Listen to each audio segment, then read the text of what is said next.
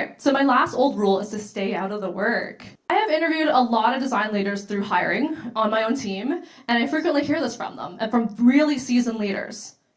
I leave craft to my team.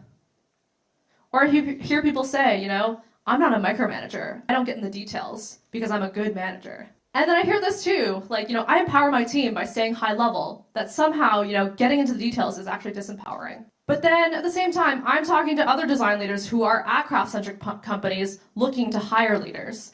And more are saying the exact opposite.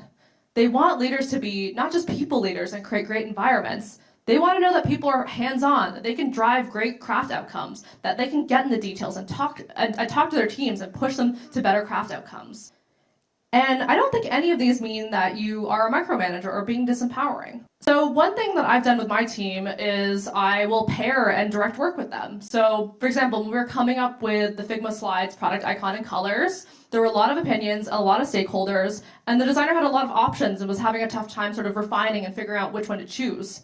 So I actually sat down with him and we actually just looked at the options and pushed some pixels together to make the final icon.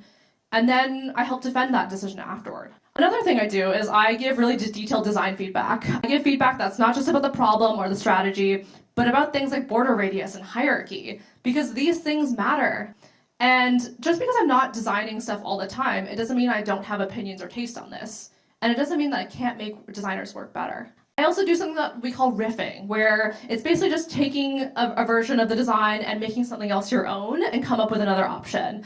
I'll hop into files with designers, and I just make sure that they don't feel like I'm redoing their work. I'd still leave the decision up to them, and I do this frequently enough where they know to expect it and they don't need to choose my option. I also do a bunch of concepting too to help drive a direction and get the teams to be more ambitious. When I'm managing, I'm actually rarely designing, but sometimes the best option is for me to be in the weeds and to design something and throw it in, and I won't hold back. I'm doing all this from a place of trust, of still leaving the decision-making up to the designer, and to make them feel like I'm helping them as a teammate to a better outcome, versus needing to assert my opinion over theirs. So the old rule here was to stay out of the work. But I think great craft means getting hands-on. It means if your team is already really great at craft or already really senior, that you believe that you can elevate them and make them even better at it. I think that's the most empowering thing you can give your team. And to do that, you need to be comfortable talking about and poking at the details.